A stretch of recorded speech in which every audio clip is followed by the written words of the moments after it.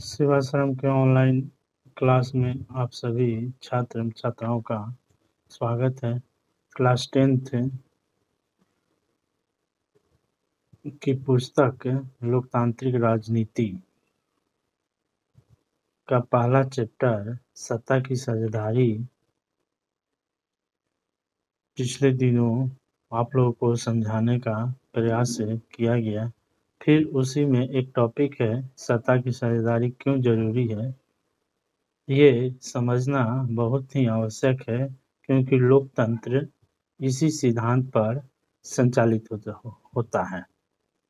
तो सत्ता के बंटवारे के पक्ष में दो तर्क दिए जाते हैं। पहला तर्क ये है कि सत्ता का बंटवारा ठीक है क्योंकि विभिन्न सामाजिक समूहों के बीच टकराव का अंदेशा कम हो जाता है। क्योंकि सामाजिक टकराव आगे बढ़कर अक्सर हिंसा और राजनीतिक अस्थिरता का रूप ले लेता है। इसीलिए सत्ता में हिस्सा दे देने से राजनीतिक व्यवस्था के स्थायित्व के लिए अच्छा होता है और समाज के लिए भी स्थिर समाज का निर्माण होता है।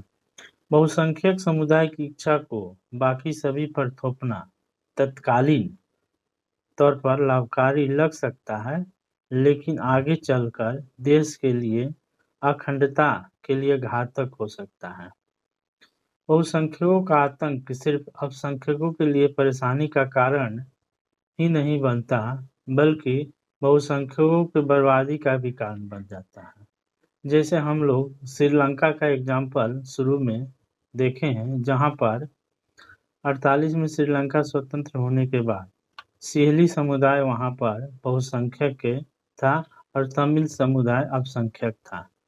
तो सिंहली अपने अनुसार श्रीलंका की सरकार को चला रही थी और सिंहलियों के हितों के लिए नौकरियों में, शिक्षा में प्राथमिकता दी जा रही थी। इससे तमिलों में हीन भावना का विकास हुआ। धीरे धीरे देखते हैं कि ये इतनी दोनों में सिंहली और तमिलों के बीच इतना गैप हो गया और इतना दोनों के मध्य विवाद हो गया, जिसके चलते वो हिंसा के रूप में बदल गया। इसलिए लगभग 30 वर्षों तक श्रीलंका गृह युद्ध के चपेट में था। तो उस तरह की स्थिति उत्पन्न न हो जो किसी देश के नागरिकों के अमूल्य जीवन के सामने असुरक्षा की भावना उत्पन्न न हो। तो इसीलिए लोकतंत्र में सत्ता बहुसंख्यक और अल्पसंख्यकों के मध्य विभाजित कर दिया जाता है, ताकि अल्पसंख्यक को भी ये आभास न हो कि ये देश मेरा नहीं।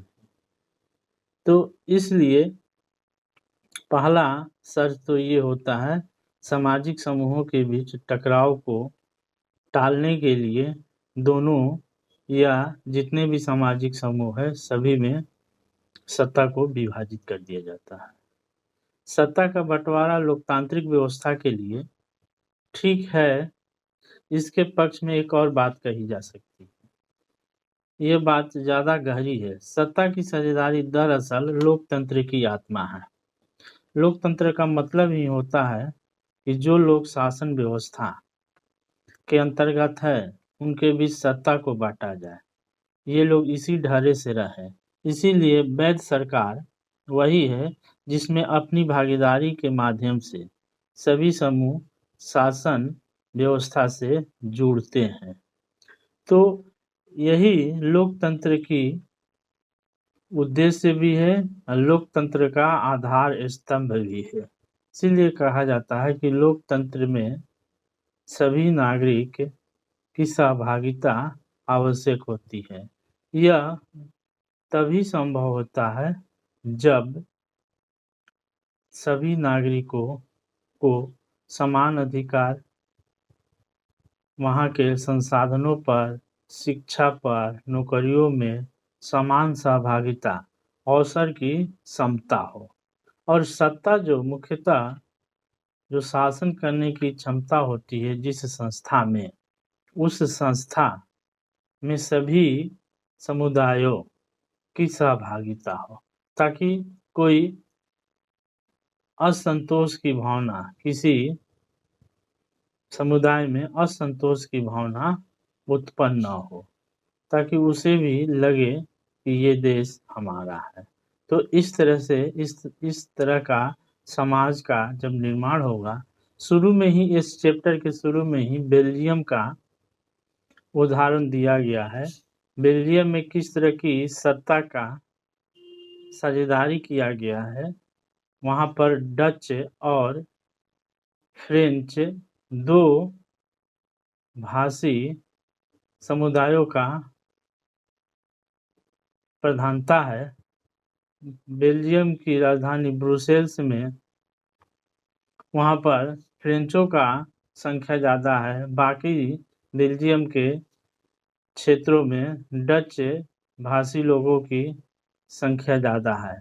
तो इसलिए केंद्रीय सरकार में दोनों भाषी लोगों की समान प्रतिनिधित्व दे दिया गया है और कोई भी निर्णय दोनों की सहमति से ही संभव है, इसलिए वहाँ गृह युद्ध की नौबत नहीं आई। और इसके साथ ही साथ ये तो केंद्रीय सरकार हुआ, उसके बाद प्रांतीय सरकार का भी गठन कर दिया गया और विषयों को विभाजित भी कर दिया गया। प्रांतीय सरकार को निश्चित कर दिया गया कि ये विषय उसके अंतर्गत रहेगा। तो इससे क्या होता है कि उसको स्वच्छता मिल जाती है, कुछ स्थानीय मुद्दों पर वो निर्णय ले लेते हैं। तो इससे भी लोकतंत्र मजबूत होती है और असुरक्षा और हिंसा की भावना उत्पन्न नहीं होती है। और इसके साथ ही साथ एक तीसरी सरकार, सामुदायिक सरकार का भी बेल्जियम में हुआ है गठन, जो जातीय और धार्मिक आधारों पर गठन होता है। वहाँ कोई भी व्यक्ति कहीं भी रह सकता है, इस तरह की भी समानता है।